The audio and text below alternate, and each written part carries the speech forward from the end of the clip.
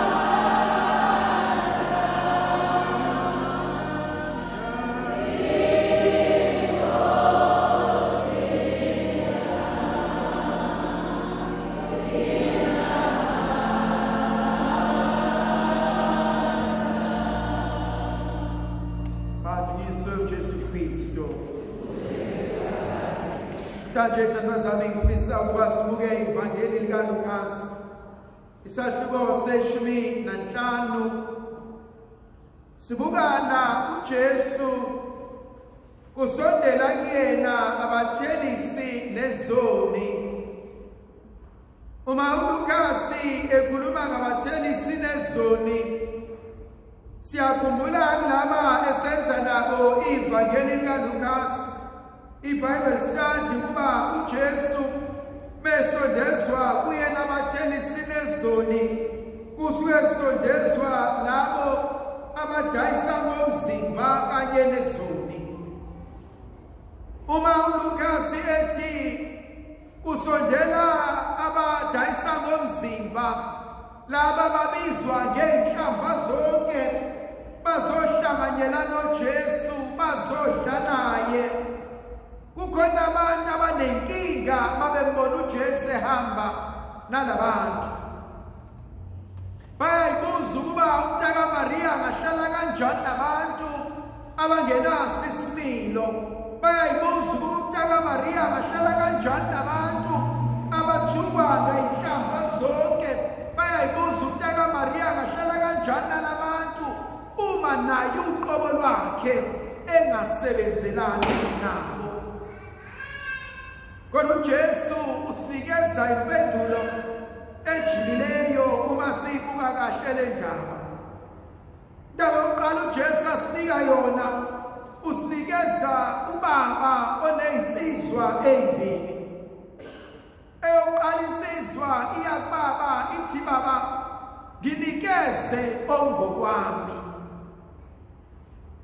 Siyayazi le ndaba ukuba ubaba uyayinikeza insizwa. Akupheli insuku ey'ngaki lo mfana asuke ahambe ekhaya, ashiye ikhaya aye ey'ntabeni, ayodla konke anakho ey'ntabeni, akhohlwe yikhaya akhulele kulona. Ngibuka impilo yethu njengabantu, ngiyayibuza ukuba bangaki thina abakhulekile bacela Jehova, bacela uNkulunkulu izinto, and uNkulunkulu wasinikeza izinto. Uthe sesibusisile, uthe sesinikile, uthe sekwenze konke, sasuke enkonzweni kaNkulunkulu. Zingaki izinto uJehova asinike zona zaba isibusiso, asinike zona ukuba ikwazi ukusiphilisa, kodwa lezo zinto namhlanje zisixabanise nemndeni yethu. Lezo zinto namhlanje zisixabanise naye uNkulunkulu uqobo lwakhe. Khona eminye imizi besi-right, besiphila, besingekho the wealthy, besi-okay. Omunye ethola ipromotion, omunye ethola umsebenzi thizeni, ebeseyibona engcono kunomunye. Ubona ukuthi obekuyisipho sekuphenduke isiqalekiso. uNkulunkulu ambusise umntwana noma ubaba noma uma ngemoto, umuzi umzali esethi ngiyaqalekisa usuku okwangena le moto emzini wami ngoba usibanibana ngasabambeki. Ngiyaqalekisa usuku owathola le promotion ngoba la ekhaya awusahlali.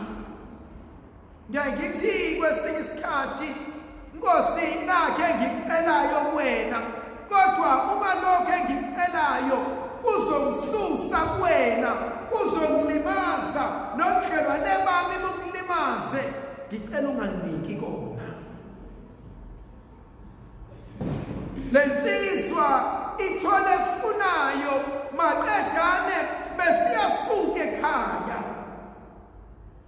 Kunabanye abantu ukuthi bangalungelwa izinto zabo ebese bevezela uqobo lwabo, ebese beyadelela, ebese bebahlaza, ebese beyabhiha, bakhohlwe ukuthi okungapheli kuyahlola. Thandwa zami, isintu sithi lithatha osemsamo limphose emnyango, abadala abahlakaniphile abazi kangcono bathi wemanyosi siyobohla nakuwena. Angiyohlezi ngisuthi, angiyohlezi nginakho konke, angiyohlezi ngihleka njalo. Bangaka abantu namhlanje abalahlekelwe ikona konke ebebenakho. Bangaka abantu namhlanje asebehlala nathi sebekwazi nokusibingelela, sebekwazi nokulobola nathi, kodwa besasebenza bebehambela phezulu besanakho konke bebesiduba, kodwa ngoba umhlaba sewubashayile abasasebenzi abasenalutho sebecela no-10 randi wokuyothengisiwa. Bona ithandwa zami, umhlaba uyahlonishwa. Sidalwe siwumuntu uyasihlonipha. Ngike ngathi ensukwini ubosihlonipha isidalwe siwumuntu ngoba ulazi idlozi okuyilona eliphethe impilo yakhe. Kanti ukumhlonipha nomuntu noma ngathiwa unakho noma ngathiwa kanalutho ngoba ikusasa kalaziwa. Enye inkonzo engiyibukayo ngalo mfana, uthi lo mfana esekuthathe konke okuligugu ebesehamba eyokudla ey'ntabeni. Kuyaphela ey'ntabeni ebesekhumbula ekhaya, sithi isiZulu uyoqoqa ukuhlwa lowo myekeni. Nangembala umfana uthe esemqoqa ukuhlwa, ithe indlala isivokile, abangani bakhe sebemshiyile, adle nabo iy'mali bengasekho, ebesesala yedwa. Ngiyamsaba umuntu osondele empilweni yakho uma zonke izinto zisahamba kahle, maqedana ulahlekelwe yikona konke nabo bese beyahlehla futhi empilweni yakho. Ngiyamsaba umuntu ongene kulamasango ezocela imisebenzi uNkulunkulu, maqedana uNkulunkulu amnika umsebenzi, waphuma kulamasango akasaphinda wabuye sobonga Jehova, kodwa waseyadelela sithi siyobohla manyosi. Le nsizwa ihlala phansi ibuka impilo yayo, ebesibuza ukuthi konakelephi. Ngize ngihlale ngifuna ukudla okudliwa singulube, ngazi konakelephi. Ngiyayithanda inkonzo eyenziwa yile nsizwa, Luke chapter 15 verse 17. Yahlala phansi, kuthe sesuka inkungu emehlweni, kuthe sewembulekile ebusweni, wayeseyibuza ukuthi yikephi la ngenza khona kahle.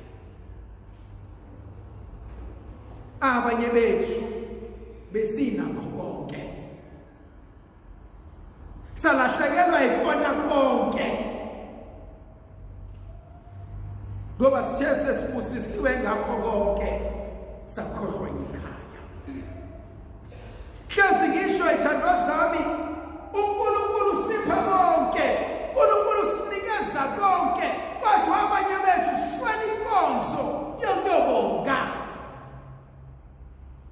Kuthi ngiyabonga Nkosi, umenze umuntu emdala ethi wakwabongwa nomsebenzi musayithembo. Ikhona imali eyithembo? Ayikho. Athi umuntu ayenza ubonga umsebenzi, awubonge ngey'ngane ey'nkukhu.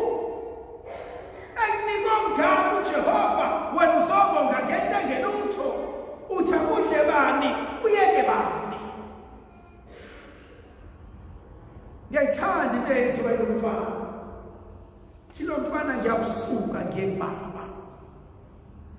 Khona inkonzo yokwehlela ngezansi, khona inkonzo yokuvuma, khona inkonzo yokuthi angike ngehle ngekehleni ngithi khehla lami angihambanga kahle ekhaya. Ngiyamsaba mina umuntu ophuma phakathi kwekhaya ephelezelwa zinhlamba, ephelezelwa zinyembezi, ephelezelwa kusonga. Engavumi uphuma phakathi kwekhaya abazali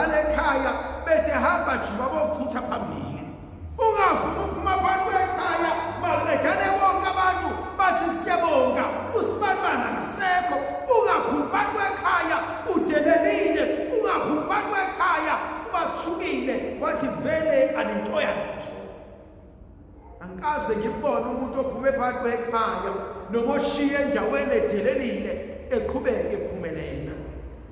Yazi uNkulunkulu uyisimanga ngoba lona omdelelile nalona ombukele phansi uyena mhlambe onokhiye wezinto zakho. Wethandwa zami, siyofunda sibe sifundiswa sifaka amajazi kodwa kuzona zonke inkinga ehlangana nazo empilweni eziyophendulwa zifundiswa. Khona ezinye inkinga empilweni eziyophendulwa isakwazi thizeni esingakwazi nokubona impukane ephepheni. Ziyophendulwa umuntu thizeni ongafundanga ongazi lutho kodwa uyena oyokunika isisombululo senkinga sewugqine kodokotela wabheka yonke indawo wakhipha konke wa-exhausta medical aid athi umuntu inkinga yakho ileli lawo. Siyahlonishwa isidalwa somuntu. Enye inkonzo engiyithanda kulo mfana akacabangi nje kube kuphela kodwa uthatha isinqumo sokuthi sengiyashiya, sengiyasuka, sengiyayeka, sengibuyele ekhaya. Khona abanye abafuna ukubuya kodwa bazi bazobuya kanjani. Khona abanye abafuna ukuyolungisa izinto emakhaya bazi ukuthi njani ngoba bahamba bedelelile. Khona abanye abangakwazi bazokwenza njani ngoba batshela abangani babo izinto ezamanga abazi bazobuyela kanjani emuva ngoba abangani balindile babhekile ukuthi uzobuya yini. Kodwa lo mfana uthatha inkonzo yokuthi noma sengangihleka noma ngangishaya kodwa sengikhaya. Ayikho indawo efana nekhaya. Yinki into edlula ikhaya ingakho amakhehla ami ahlezetha ukaze ukuthi udayise umuzi wamakhehla. Ayidayisi ikhaya noma ngakho konke kodwa ikhaya udayisi ngoba izizukulwane nezizukulwane ukhona oyodinga ukubuyela emanxiweni. Khona ezinye izinto ngeke uyilungise ekuhambeni, khona izinto ngeke uyilungise edolobheni, khona ngeke uyilungise amaflatini, khona ngeke uyilungise emshadweni wakho kodwa kumele ubuyele ekhaya la uzalwa khona la kwalungiswa izinto zakho. Thina insizwa sengihambile kodwa bekubalulekile ukubuyela ekhaya. Bekubalulekile ukuyolungisa izinto ezonakele. Bekubalulekile ukuyolungisa la inkaba yami yagitshwa khona. Bona abantu bebangiya ikhaya ngathi ikhaya indawo ofanele abantu bayithole njengefa. Ukwazi ukwenza ikhaya ishwansifa. Ikhaya labantwana bonke abaphilayo nabasazophila.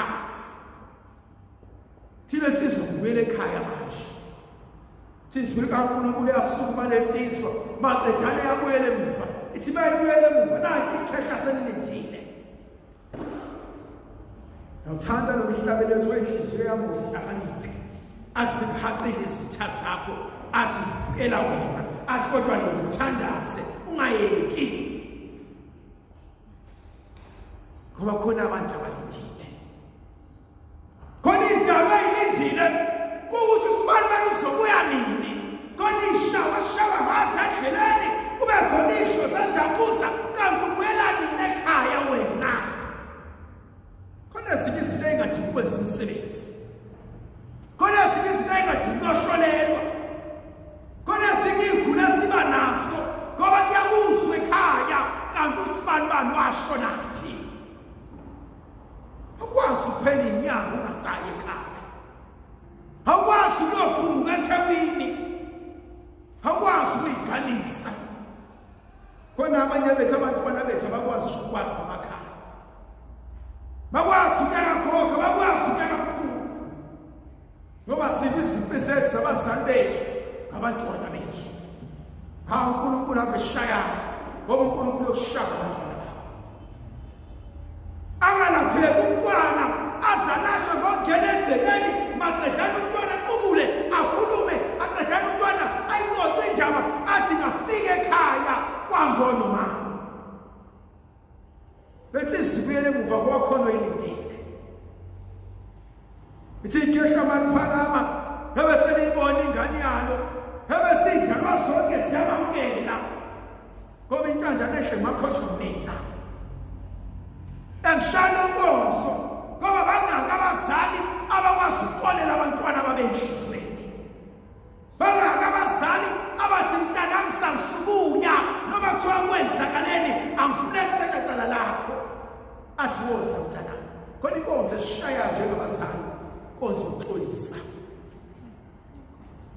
konza ukuxolisa abantwana bethu. Khona abazali abangaze bafe bafele emanyaleni belazi iqiniso kodwa bafuna ungena enkonzweni yeqiniso. Khona abazali abazazi izinto zonakele zinje ngoba ngihambanga kahle mntanami. Baye bathi abazi kahle ingane moyibuza ukuthi ungwaphi isibongo bathi bobuza unina. Bathi ingane yasibo nina kodwa kuyona iqiniso lelo. Khona isikhathi la unina kwayo nengazi ingane kabani. Ngoba udlalela amaqedane wadlala la sahlala isiso.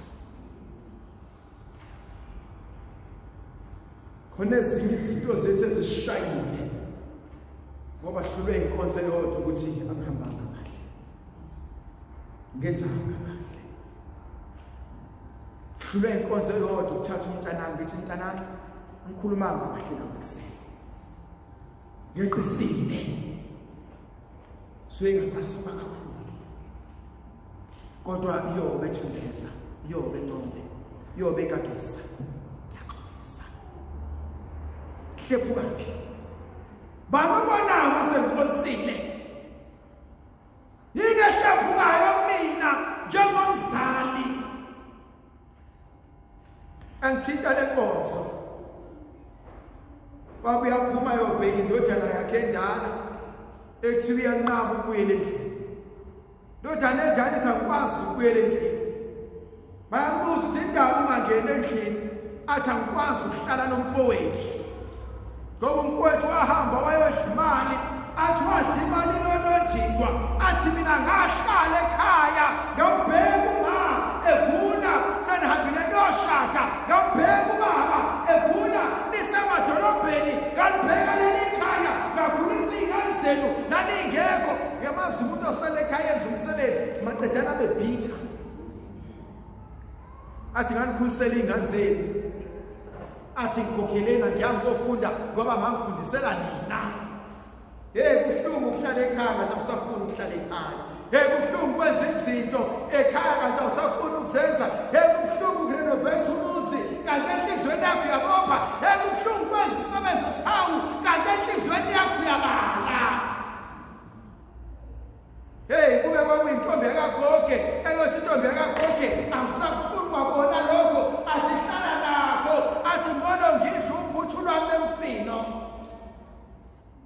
Mawuzobuya ungibalisela ungangiletheli. Mawuzobuya ungibalisela ungakwenzi. Khona abazali ababalisela abantwana bakho. Awubona wena wafundiswa yimina. Ungibona wena ngikwenzanga ukuthi ngashutsho uyongo, ngashutsho yihlo, yenza ukuthi nawe ma angicelanga uzale. Bese kuthi mhlamba kanti iqiniso. Khona inkonzo uNkulunkulu asinikeza yona.